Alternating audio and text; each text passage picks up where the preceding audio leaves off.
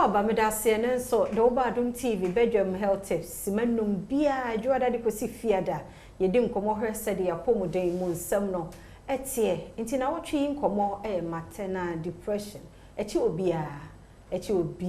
we nipa onyum nko ade asem bi be wahi anya careful na broso na depression de no ho abagime ho nkomo ne yedi nti mema no so hu se bibi se ekoso wo yire ho a ma ho nye ne hi bebre Emma de see hypertension. Yemaye, Bibia Bejo. Endpoint homeopathic clinic, nada Roma, and yabe Romo, Adabraka Polyclinica, Yane Antimatter, Ali, eating Kobe. Or by Nancy Mokwaba. Yeah, and I say, near some dear would be pass on.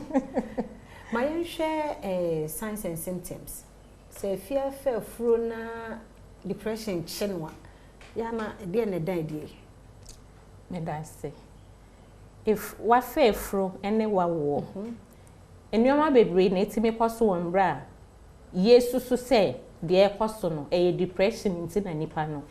sai megide se nka wa fefro ya wonim se nyinsen ko enim ya medikan aka wo be sha atare kese but esan se wa ye depressed na draining training se so sha atare kese nti be ho na wa sha de be chichire na yefunu yibom ebi nso wo ha sawawa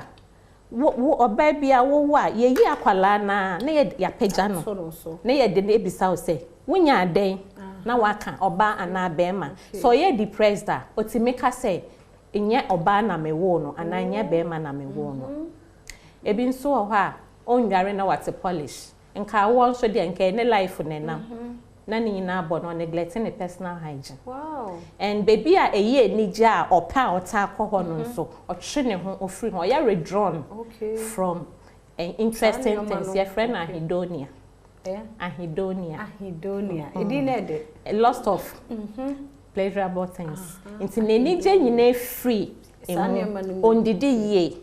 on pese nipa beben no dia on pese nipa beben no so wo ben na what odene bana family ho on pese wo be so akwala ni mo ko na ebi nso ha or reject baby no kra wow on pese wo be hu akwala ni po no aka so odene beto ne so na wa manenufo ano because of depression depression na dia extra na do dia kasa training say we na we eno pepe na okoso a oye de bia ne buefu edidi enye enda nhyada nkwa yie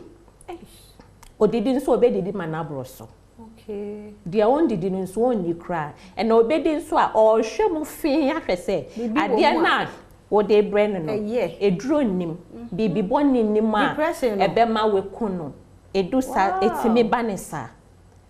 nti ebanesa eyo haw eduro no nim wo foforo nso dia na wotwe edikan kwa na wotwe mienu se eduro no wo be kwa clinic ye be hwe baby no fa baby no kwa clinic o se me ba ni hwe nya no na me de na kwa clinic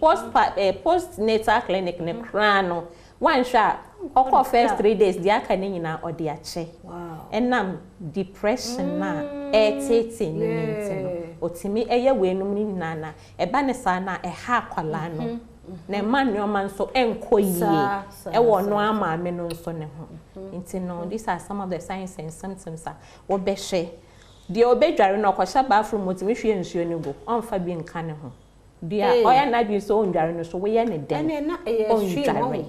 nti na say no edu extreme form of the maternal depression no na edu baby a ekwade eden a they become suicidal ani nyinse no kakra ne awo no nyinse nya kakra awo so nya kakra but etimema oye suicidal nti wan hwe ne ya obetimi ekune ba no so we ne no okunu ne family na wo ho no de wo keke na wo se pay attention se ye ni obi wo ho no dance na ma we bi dia eni kan se ye fa na trasa eye busia se okay o chanyame adma ye nto so ye da se